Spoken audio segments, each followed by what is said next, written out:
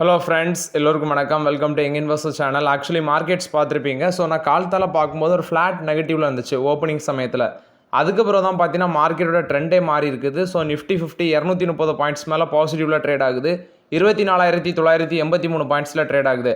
Sensex வந்து 707 points பாசிட்டிவில் இருக்குது. 82,149 பாயிண்ட்ஸில் Sensex trade ஆகுது. பேங்க் நிஃப்டி 56,586 பாயிண்ட்ஸில் ட்ரேட் ஆகுது. பேங்க் நிஃப்டி 825 பாயிண்ட்ஸ் இன்றைக்கி மட்டுமே பாசிட்டிவ் ட்ரெண்டில் இருக்குது. ஃபஸ்ட்டு பார்த்தீங்கன்னா பேங்க் நிஃப்டியில் ஐடிஎஃப்சி ஃபர்ஸ்ட் பேங்க் இன்றைக்கி மட்டுமே 7% அப்பு. ஆக்சுவலி ₹72.27 போனது இப்போ ₹71.36 ட்ரேட் ஆகுது. ஏவு ஸ்மால் ஃபைனான்ஸ் பேங்க் 4% மேலே அப்பு. ஆக்சிஸ் பேங்க் 3.5% அப்பு. இண்டஸ்இண்ட் பேங்கும் இன்றைக்கி 5% வரைக்கும் பாசிட்டிவ் போச்சு. ₹845 போனது இப்போ ₹823 ட்ரேட் ஆகுது இண்டஸ்இண்ட் பேங்க். ஹெச்டிஎஃப்சி பேங்க் வந்து 1.5% பாசிட்டிவில் இருக்குது. ₹1,984 இருக்குது. Kotak Mahindra Bank 1.5% positive. Punjab National Bank, State Bank of India இந்த மாதிரி பங்குகள் எல்லாமே ஒரு ஃப்ளாட் பாசிட்டிவில் இருக்குது. ஃபெடரல் பேங்க், ஐசிஐசிஐ பேங்க் எல்லாமே. கனரா பேங்கும் பேங்க் ஆஃப் பரோடா மட்டும் தான் பார்த்தீங்கன்னா நெகட்டிவில் இருக்குது. கனரா பேங்க் ஃப்ளாட் நெகட்டிவில் இருக்குது. பேங்க் ஆஃப் பரோடா ஒரு 2.5% நெகட்டிவில் இருக்குது. ஸோ ஃபஸ்ட் இன்னைக்கு வந்து பார்த்தீங்கன்னா இந்த கோல்டு லோன் எகென்ஸ்ட், அதாவது கோல்டு எகென்ஸ்ட் லோன் ப்ரொவைட் பண்ணுற ஸ்டாக்ஸ் எல்லாமே ஒரு நல்ல பாசிட்டிவ் ட்ரெண்டில் இருக்குது. IIFL finance, Manappuram finance, Muthoot finance. Manappuram ஃபினான்ஸில் அன்றைக்கி ஒரே நாளில் 6% வரைக்கும் பாசிட்டிவ் போயிருக்கு. ₹248 தாண்டி போயிருக்கு. இப்போ ₹246 ட்ரேட் ஆகிட்டு இருக்கு. கிட்டத்தட்ட இன்றைக்கி ஒரு fresh 50 high Manappuram finance touch பண்ணியிருக்கு. இது போக முத்தூட் ஃபைனான்ஸ் எடுத்து பார்த்தீங்கன்னா ₹2,470 அப்படிங்கிற ஒரு ஃப்ரெஷ் 50 ஹை இன்றைக்கி டச் பண்ணியிருக்குது. இப்போ ₹2,454 ட்ரேட் ஆகிட்டு இருக்கு முத்தூட் ஃபினான்ஸு. ரீசன் பார்க்கும்போது ஃபஸ்ட்டு ஆர்பிஐ வந்து இந்த கோல்டு லோன் எகென்ஸ்ட் அந்த டிராஃப்ட் கைட்லைன்ஸ் ஒன்று கொடுத்துருந்தாங்க. அதாவது எப்படி கோல்டு லோன் கொடுக்கணும், கோல்டு எகென்ஸ்ட் லோன் கொடுக்கணும் அப்படின்னு சொல்லி நிறைய ரூல்ஸ் எல்லாமே சொல்லியிருந்தாங்க. பட் கடைசியில் கவர்மெண்ட் ஒரு அப்பீல் போனாங்க ஆர்பிஐட்ட. நீங்கள் வந்து 2 லட்சத்துக்கு, அதாவது 2 லட்சம் வரைக்கும் லோன் எடுக்கிறவங்களுக்கு கோல்டுக்கு எகென்ஸ்டாட்டு அவங்களுக்கு பெருசாக ரூல்ஸ் போடாதீங்க அப்படின்னு சொல்லி கவர்மெண்ட் தரப்புலேருந்து ஆர்பிஐ கோரிக்கை வச்சாங்க. இப்போ அந்த லோன் டு வேல்யூ வந்து பார்த்தீங்கன்னா பிலோ 2.5 lakhs செட் பண்ணியிருக்காங்க அந்த ரிவைஸ் பொசிஷனை. அதில் வந்து 75% தான் முன்னாடி இருந்துச்சு அந்த லோன் டு வேல்யூ. இப்போ அதை 85% கொண்டு வந்திருக்காங்க. ஸோ இது வந்து பார்த்தீங்கன்னா மணப்புரம் ஃபினான்ஸ், முத்தூட் ஃபினான்ஸ் இந்த மாதிரி பங்குகள் எல்லாமே ஒரு பாசிட்டிவ் ட்ரெண்டாக இருந்ததுனால நல்ல பெர்ஃபார்மன்ஸ் பண்ணியிருக்குது. ஸோ அந்த கோல்டு லோன் நார்ம்ஸ் வந்து ஈஸி பண்ணியிருக்கிறாங்க. 75% அந்த லோன் டு வேல்யூ ரேஷியோ 75%லேருந்து 85% கொண்டு போயிருக்காங்க.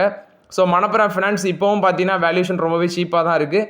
பட் நம்ம ₹130 டிஸ்கஸ் பண்ணியிருந்த பங்குகள் இப்போ வந்து பார்த்தீங்கன்னா ஒரு நல்ல ரிட்டர்ன்ஸ் கொடுத்துருக்குது.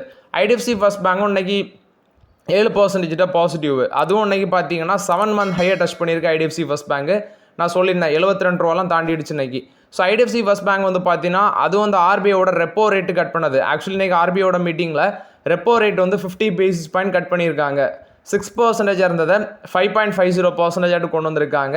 ஸோ அதனால் இன்றைக்கி அந்த ஸ்டாக் வந்து பார்த்தீங்கன்னா ஒரு 7 month ஹையை டச் பண்ணியிருக்கு ஐடிஎஃப்சி ஃபர்ஸ்ட் பேங்க். ஸோ இது வந்து ஐடிஎஃப்சி ஃபர்ஸ்ட் பேங்க்கில் வந்து அப்டேட்டு. அது மாதிரி தான் பார்த்தீங்கன்னா இண்டஸ்இண்ட் பேங்கும் ஆக்சுவலி இன்றைக்கி ₹845 போனது இப்போ ₹824 ட்ரேட் ஆகிட்டு இருக்கு இண்டஸ்இண்ட் பேங்க். இதுக்கு ரீசன் ஒன்று வந்து ஹிந்துஜாஸ், அதாவது அவங்களோட குரூப் ஹிந்துஜாஸ் தான். அவங்க வந்து ஃபண்ட் இன்ஃபியூஸ் பண்ணுறதுக்கு தயாராக இருக்கிறோம் அப்படின்னு சொல்லியிருக்காங்க இண்டஸ்இண்ட் பேங்க்கில். ஏன்னா லிக்விடிட்டி ரொம்பவே முக்கியம். அதனால் கண்டிப்பாக ஃபண்ட் வந்து இன்ஃபியூஸ் பண்ணுவாங்கன்னு நினைக்கிறேன் இண்டஸ்இண்ட் பேங்க்கில். அவங்க அதுக்கான அப்டேட்டும் கொடுத்துருக்காங்க. இது போக இண்டஸ்இண்ட் பேங்க்கில் வந்து இண்டஸ்இண்ட் பேங்கை பற்றி ஆர்பிஐயோட கவர்னர் சஞ்சய் மல்கோத்ரா வந்து சில அப்டேட்ஸை கொடுத்துருக்காரு. ஸோ இண்டஸ்இண்ட் பேங்க் வந்து பார்த்தீங்கன்னா இந்த அக்கௌண்டிங் ப்ராக்டிசஸ் எல்லாமே இம்ப்ரூவ் பண்ணுறதுக்கு என்ன ஸ்டெப்ஸ் எடுத்திருக்காங்க. ஸோ அவங்க ரீசன்ட் ட்ரபிள்ஸ்லேருந்து மீண்டு வரதுக்கும் சில ஆக்ஷன்ஸ் எல்லாமே ப்ராப்பராக எடுக்கிறாங்க. அது மட்டும் இல்லாமல் விரைவில் வந்து பார்த்தீங்கன்னா புது எம்டி அண்ட் சிஓ வந்து அப்பாயிண்டும் பண்ணுவாங்க அப்படின்னு சொல்லி ஆர்பிஐ தரப்புலேருந்து அப்டேட் கொடுத்துருக்காங்க. இண்டஸ்இண்ட் பேங்கை பற்றி சஞ்சய் மல்கோத்ரா ப்ரெஸ் மீட்டில் சொல்லியிருக்காரு.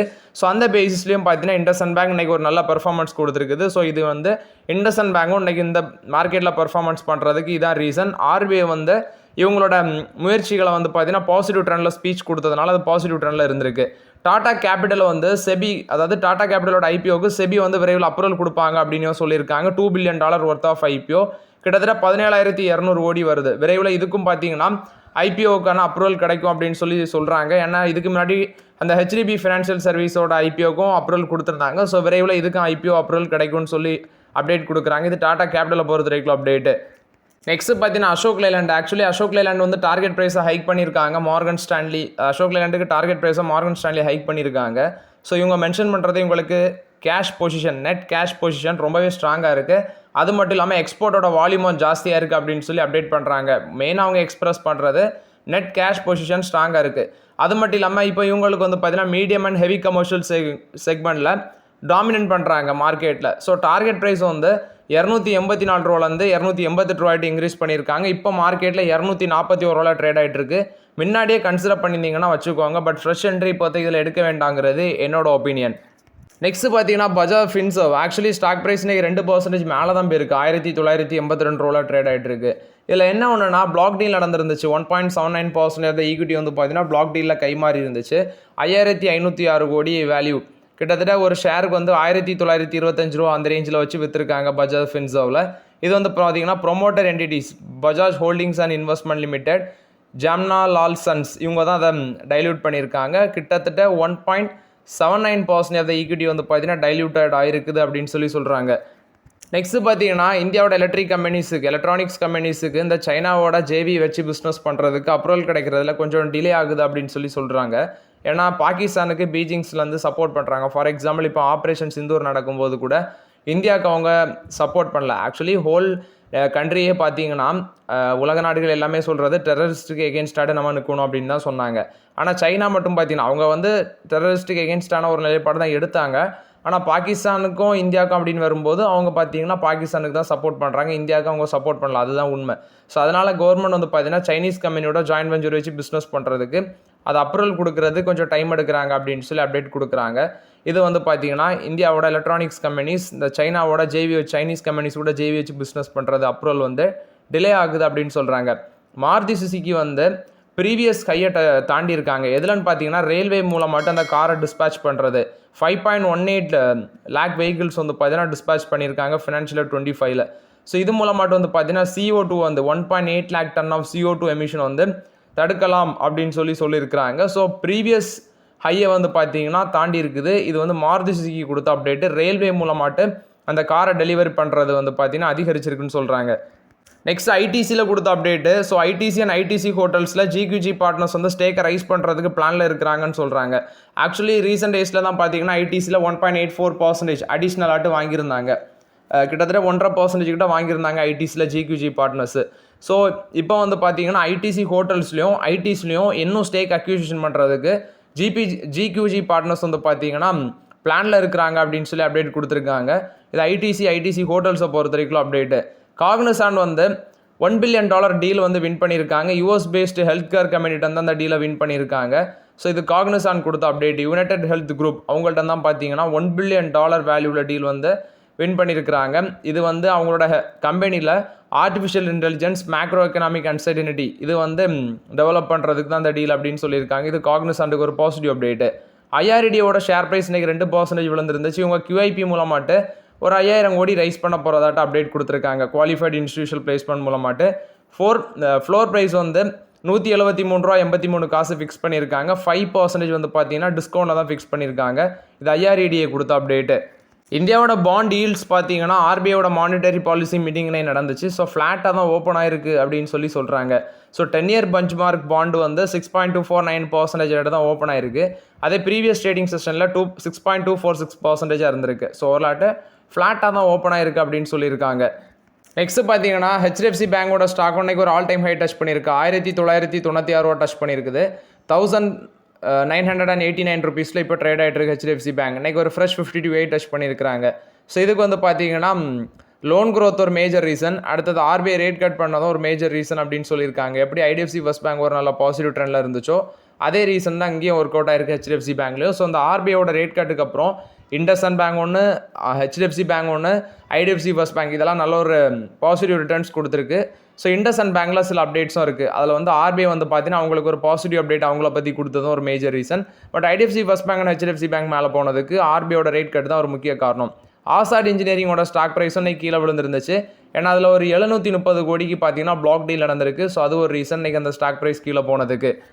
வெல்சம் கார்பரேஷனில் வந்து அப்டேட், இவங்க ரிப்பீட் எக்ஸ்போர்ட் ஆர்டர் பார்த்தீங்கன்னா வின் பண்ணியிருக்காங்க. 500 kilometre pipes and bends middle ஈஸ்ட்டில் சப்ளை பண்ணுறதுக்கு இந்த ஆர்டர் இவங்களுக்கு கிடச்சிருக்குது. ஸோ இது வந்து பார்த்தீங்கன்னா வெல்சம் கார்பரேஷன் கொடுத்த அப்டேட். கிட்டத்தட்ட இதோட ஒர்த்து பார்க்கும்போது 450 கோடி கிட்ட வரும் அப்படின்னு சொல்லி அப்டேட் கொடுக்குறாங்க. ஸோ இது வந்து வெல்சம் கார்பரேஷனுக்கு ஒரு பாசிட்டிவ் அப்டேட்டாக இருக்குது. ஆக்சுவலி இந்த ஆர்டர்ஸ் வந்து பார்த்தீங்கன்னா ஃபினான்ஷியல் 26-27 அதில் வந்து எக்ஸிக்யூட்டட் ஆகும்னு சொல்கிறாங்க. இது வெல்சம் கார்பரேஷன் கொடுத்த செய்தி. நெக்ஸ்ட்டு பார்த்தீங்கன்னா கொச்சின் ஷிப்யார்ட். இந்த பங்கு வந்து ஆக்சுவலி ஒரு 4 நாளில் 32% கிட்ட ரிட்டர்ன்ஸ் கொடுத்துருக்குது. இன்றைக்கும் பார்த்தீங்கன்னா ஒரு நல்ல ரிட்டர்ன்ஸ் 2545 ரூபா போனது 2419 ரூபாவில் ட்ரேட் ஆகுது. ஸோ ரீசன் என்னென்னு பார்த்தீங்கன்னா நேட்டோ வந்து இந்த டிஃபென்ஸ் செக்டாரை வந்து இன்னும் வளர்ச்சி பாதையை கொண்டு போகிறதுக்கு முடிவு எடுக்கிறாங்க. ஸோ டிஃபென்ஸுக்கு நேட்டோ நாடுகள் வந்து அதிக அளவில் ஸ்பெண்டிங் பண்ணுறதா இருக்காங்க. குறிப்பாட்டு இந்த நேவல் வந்து பில்ட் பண்ணுறதுக்கு ரொம்பவே இதாக இருக்கிறாங்க. ஸோ இதனால் இவங்களுக்கு அந்த நேவல் பில்ட் பண்ணுறது கம்பெனி தான் இவங்க ஃபோக்கஸ் பண்ணுறாங்க. இவங்க ஒரு ஷிப் பில்டிங் கம்பெனி தான். ஸோ அதில் வந்து இவங்களுக்கு ஸ்ட்ராங் ஆர்டர் மொமெண்டம் இருக்கும் அப்படிங்கிற பேசிஸில் வந்து பார்த்தீங்கன்னா இந்த ஸ்டாக் வந்து மேலே போயிருக்குது. அது மட்டும் இல்லாமல் ஜிடிபியில் 3.5% இது வந்து நம்ம டிஃபென்ஸுக்கு தான் ஸ்பெண்ட் பண்ணுறோம். ஸோ அதனால் யூஎஸ், ஃப்ரான்ஸு, யூகே இது எல்லாமே பார்த்தீங்கன்னா இந்த நேவல் பில்ட் பண்ணுறதுக்கு ஸ்பெண்டிங் பண்ணுவாங்க. ஸோ அது வந்து இந்த கம்பெனிக்கு ஆர்டர் கிடைக்கும் அப்படிங்கிற பேசிஸில் வந்து கொச்சின் ஷிப்யார்ட் இன்றைக்கி 8% வரைக்கும் பாசிட்டிவ் போனது, இப்போ 2.5% பாசிட்டிவில் இருக்குது.